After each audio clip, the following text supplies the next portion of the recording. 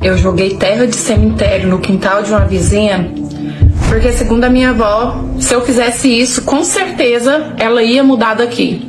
Já tem 6 anos que isso aconteceu, até hoje eu me culpo. Não tem um dia sequer que eu não lembre disso, que eu não peço a Deus perdão, que eu peço pra ela onde quer que ela estiver perdão. E nessa época eu tava me sentindo tão cansada, tão perturbada, que mesmo achando isso errado, eu quis sentar e até hoje eu tenho arrependimento disso.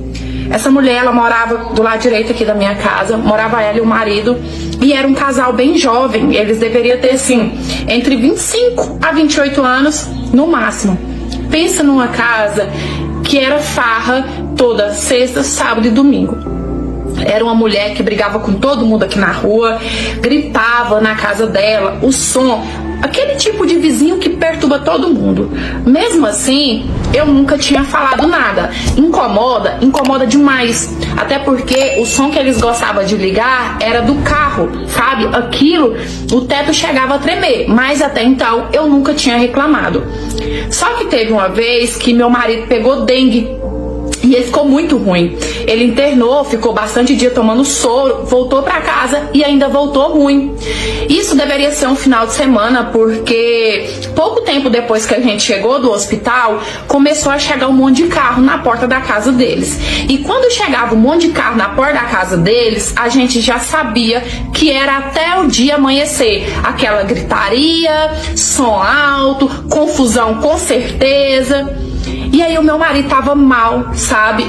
A gente chegou do hospital, eu fiz uma sopinha pra ele mal conseguiu tomar, foi pra cama tentar dormir, rolava pra cá, rolava pra lá, gemia de dor e o som deles comendo na alta.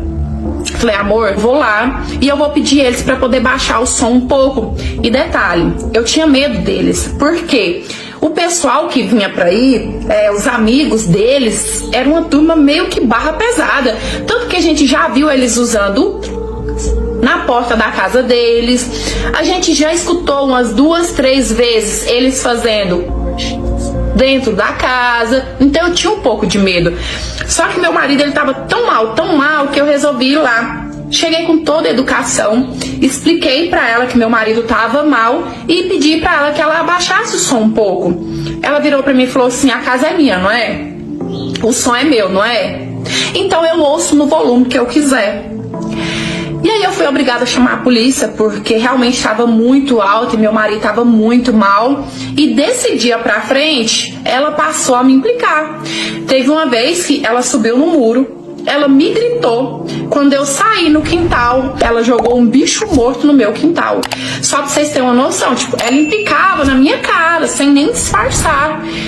E aquilo tava me deixando tão mal, que eu pensei em me mudar daqui. Sendo que a casa é minha, eu queria mudar pra uma casa alugada.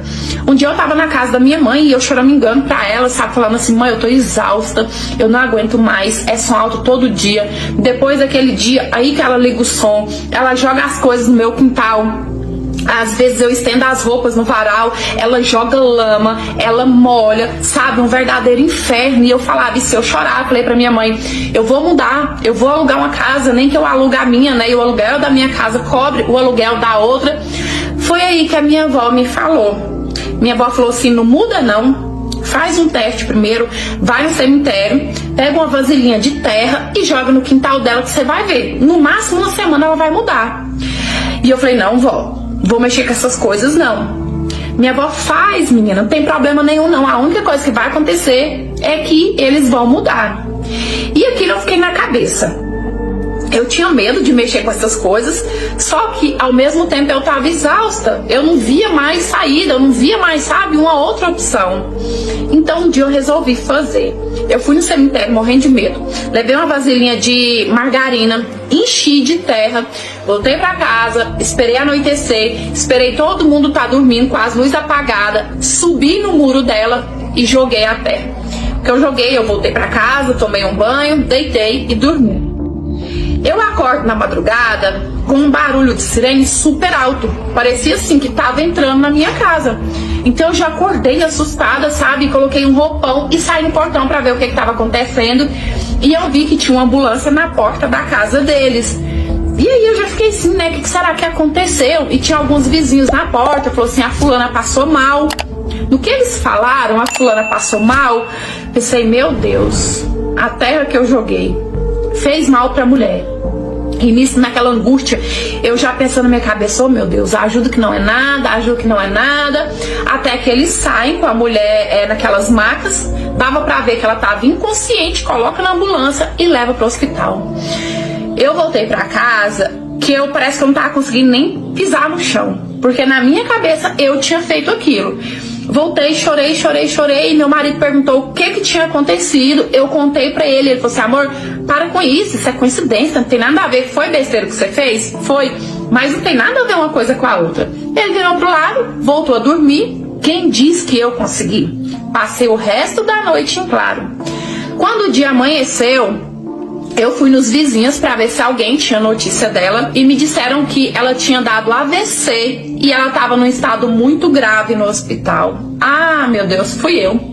Aquilo para mim, na minha cabeça, era só fui eu, porque a mulher, como eu falei, ela era muito nova. E na minha cabeça, quem tinha AVC era só pessoas de mais idade.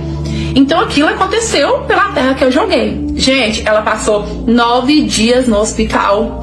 E foi 9 dias que todos os dias eu batia o joelho no chão, eu rezava a Deus para curar aquela mulher, eu chorava, eu fazia promessa, eu perdi as contas de quantas promessas eu fiz para Deus, para aquela mulher sair viva, com saúde, sem sequelas do hospital. Mas nada adiantou. No 9º dia que ela estava internada, ela veio a falecer. E assim que a notícia chegou aqui, que ela tinha falecido, eu acho que eu cheguei a compartilhar dos sentimentos da família dela. Só que comigo era culpa, né? Porque pra mim, eu tinha tirado a vida daquela mulher. Eu lembro que todo mundo perguntava se eu não ia no velório, as pessoas chegavam aqui, né? Os vizinhos tudo lá, mas eu não podia, porque se eu olhasse pra ela, eu ia acabar contando. Eu contei pra minha avó, eu falei pra ela que eu tava muito mal, sem culpar ela, porque eu sei que eu fiz porque eu quis. E a minha avó me garantiu que não tinha nada a ver com isso. Ela disse assim que o que eu fiz só ia fazer eles mudar. Que o que aconteceu foi uma infeliz coincidência. Mas nada me convenceu, gente. O marido dela se mudou daqui, sabe? Não passou muito tempo, ele se mudou daqui. E depois que ele mudou, começou um boato aqui na vizinhança que quando ela faleceu, ela tava grávida. Aí vocês imaginam só, se eu já tava mal, eu piorei, né? Porque eu pensei assim, eu tirei 2 vidas e não só uma. Já tem 6 anos que isso aconteceu. Até hoje eu me culpo. Não tem um dia sequer que eu não lembre disso, que eu não peço a Deus perdão, que eu peço pra ela onde quer que ela estiver perdão. E eu fico pensando em procurar o viúvo dela, contar pra ele tudo que aconteceu, o porquê, como que eu fiz e pedir perdão pra ele até de joelhos, pra quem sabe assim eu consiga ter paz novamente. Mas ao mesmo tempo, como eu contei pra vocês, eu sempre tive medo deles. Então eu tenho medo que na hora que eu contar, o que vai fazer comigo, né?